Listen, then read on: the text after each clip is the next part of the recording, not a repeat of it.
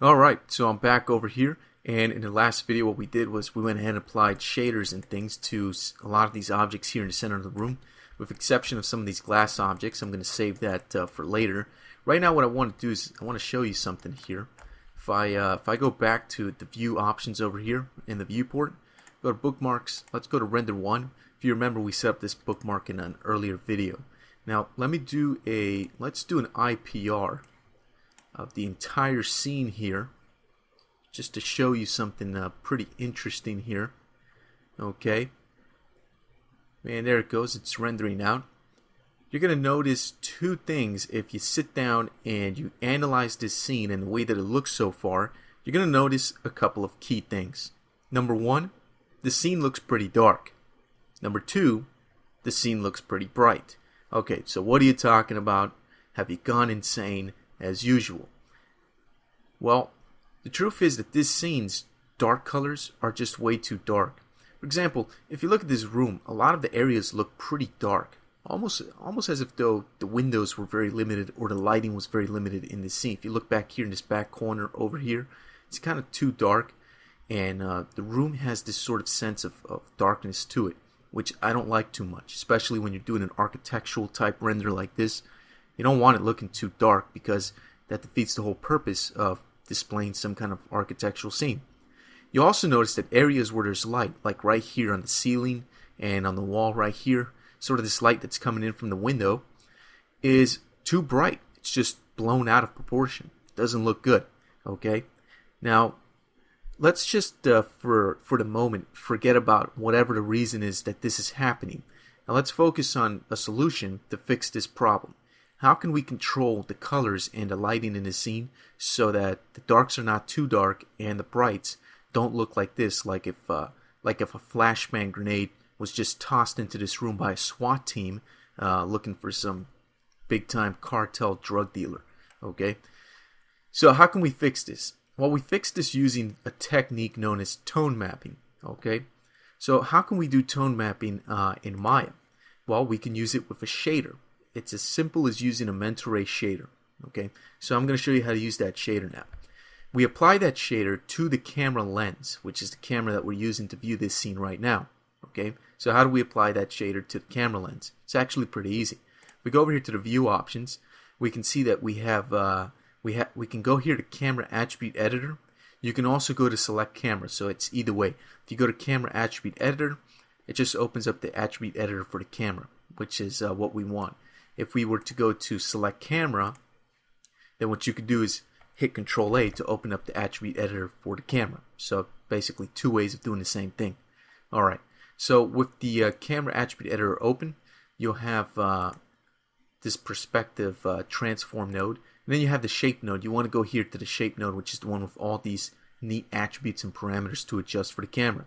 Now if we scroll down, you'll see a section here of parameters called mental ray. Click on that to expand it, and we basically have three slots to put in shaders. We can put in an environment shader, volume shader, and a lens shader. We're interested in a lens shader, so let's click on this little checkerboard icon here. Okay, and this takes you straight to the mental ray nodes here that we can use. These are the same nodes that are available in the Hypershade, by the way, but they're available here in this create node window. We want to go all the way down until we find a section of nodes called lenses. Okay, makes sense, right?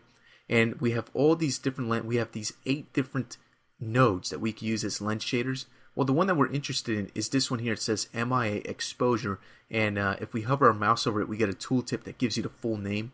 At the end, it's photographic. It's just cut off there in the icon. Click on that, and you'll see it right here in your lens shader parameter here for your lens shader. You'll see it right here for your lens shader parameter. Okay, now up here in attribute editor, you'll notice there's a new tab called MIA exposure photographic. Go ahead and click on that, and these are your different settings for the photographic exposure shader. Now let me move this down a bit. Up here, don't hit render. Hit this button that's to the left of it, which opens up the render view. It has this gray box in the background right behind it. Click on that. This is our old render. Let's go ahead and save that render out. Okay, and with the new exposure shader added, let's go ahead and let's do a quick render here and see what we get. The first thing you notice is that everything is completely black. Oh my gosh, what in the world happened? Is the scene broken? What did we do? Well, it's not broken. It's just the default parameters of this exposure shader are completely wrong. So let's go ahead and adjust some of this stuff. This parameter here, this light factor parameter of 1 is not gonna work at all. We need to increase this to a very high number. So let's increase it to something like 50,000. Now you're probably thinking, whoa, you said a high number. I didn't think you were going to go that high. Well, I am. So now let's do another render, and now you should see something very interesting. Now things look a lot different. Those burning highlights that we had before are now completely gone. The scene no longer looks totally dark, okay? And we no longer have that flashbang effect like there's a SWAT team coming in. We'll just pretend like that happened to the next door neighbor, so we're perfectly fine in our house, okay? But you're also going to notice that things look a bit washed out and don't look too good. So those darks and brights were fixed, but we do have this sort of a sense of the scene being washed out, very grayish, okay? So let's go over some of these parameters and see how we can fix and change that, all right? Now, what we're going to do is leave the film, ISO, and camera shutter alone. And if you're familiar with photography, these parameters work just like they would on a camera if you're a photographer. If not, it's not too difficult to look up different features of a camera, things like the film ISO and camera shutter. These parameters and the f-stop number over here, default is set to 16, f-stop of 16. These parameters work just like they would on an actual photographic camera. So they're actually pretty easy to use. All you have to do is be familiar with a camera somewhat. Okay, now over here we have these main parameters here. There's a few here that are really important. One of the most important ones is the gamma. Okay, this applies gamma correction of 2.2. That's the default. Now most of the time I don't like to use a gamma of 2.2 because I find it to be a bit too strong. I like going something a little bit lower.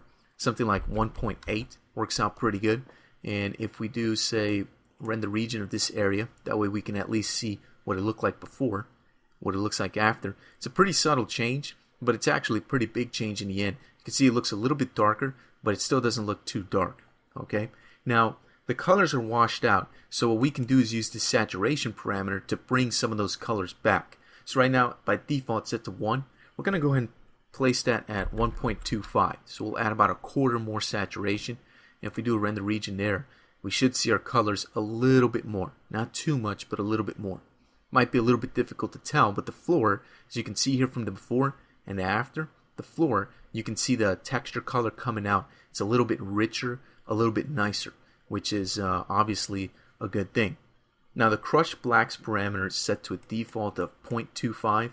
I like to keep it at the default. I don't like to change it, but you could if you want to. Basically what this parameter does, it tries to lighten up any of the blacks. So if you have areas that are too dark, this parameter will actually try to brighten them up, which in my experience I don't like to do that because I don't like my blacks looking like a mid-gray. Just doesn't look nice. It just makes your image look more washed out. So I'll leave that alone.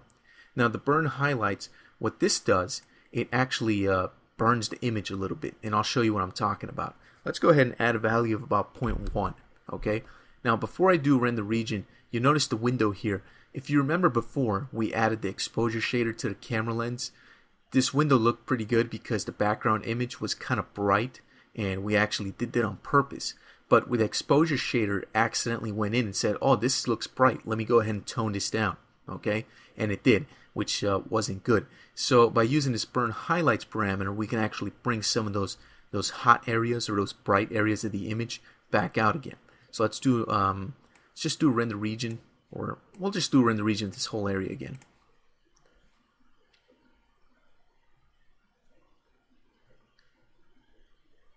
Okay, there we go. So it still looks pretty much the same as before, except now that the window area here, the background image, looks brighter than before, which is a good thing. That's exactly what we want. So this shader actually gives you a lot of control over the way all this stuff looks. Now, vignetting is basically the darkening around the frame of the image, and I could show you what I'm talking about. The default setting is 1. Let's crank that up to about, I guess, 25. And let's just render out the entire frame here so you can see what's going on. The first thing that you're going to notice is that the scene looks a lot darker. what vignetting does, it kind of mimics that effect that happens with film cameras, where the borders of the image can actually get darkened up a bit depending on how the light angle hits the film and so on and so forth. You can find out more about vignetting if you just do a quick Google search. It's nothing out of this world, but it adds this cool effect. Now, usually you want to leave vignetting to post-production. You want to do that in compositing software. You don't really want to do that in your 3D software. Okay, not a good idea. So what I'm going to do is I'm going to take vignetting completely off. So I'll set that to 0, and I'll render again. Okay, there we go. Now you can see that the room looks pretty bright and really nice. It actually looks like there's daylight coming into the room, and there's light bouncing around the walls and the ceiling, the floor, and the different objects in our scene, which looks simply fantastic. And that tone mapping shader, the MI exposure shader from Mental Ray, has done an excellent job of controlling the colors, the brights, the darks, and the midtones of our scene. Essentially, we've tone mapped our image, which looks more pleasing to the eye and looks more photographic. Hence why it's called the Mental Ray MI exposure photographic shader. Okay, so let me close that. We're finished with that. Okay, this video wasn't too long, but I'm going to go ahead and save the rest of this for the next video. So let's just actually end this video here, and in the next one, we'll continue working on this scene here. We still have a few things to go.